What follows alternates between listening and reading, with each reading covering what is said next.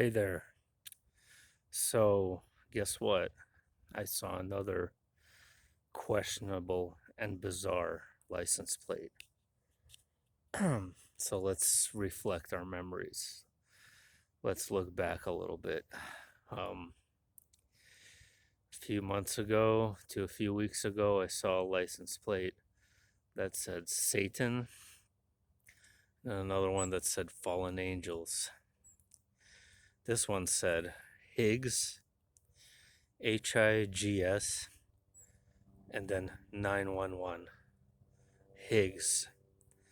I don't know, the first thing that came to mind immediately was the Higgs boson, which was a particle that CERN and only CERN was looking for while they were doing their experimentation, looking, and it's what is called the God particle.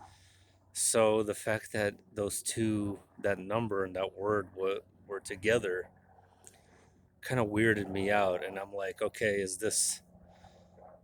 did this person, is this a customized plate? Did this person do it, or was this sent in that way? I mean, I don't know. Anyway, it's just weird. But generally speaking, of course, the numbers have slowed down drastically. So I insisted that they stop, and they mostly have. So, but I did see that, so I thought I would bring it up. One thing to clarify about yesterday was I don't know, like, I shouldn't be listening to shows like that anyway, because I've experienced some nightmarish stuff myself that would sometimes triggers my PTSD.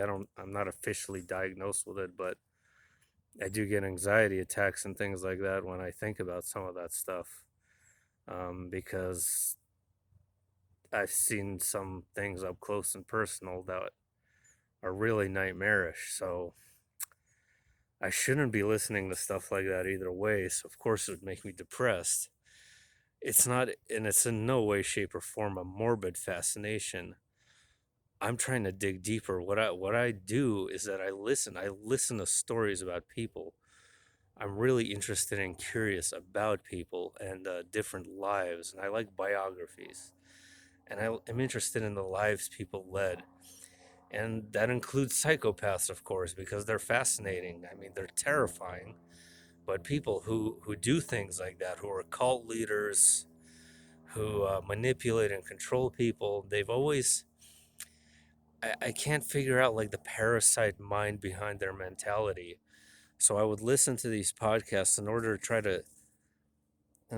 to maybe perhaps try to dig into their brain a little bit, into their, demonic mind basically, and see like what triggers this behavior. And it always almost comes down to the argument of nature versus nurture, which is very relevant.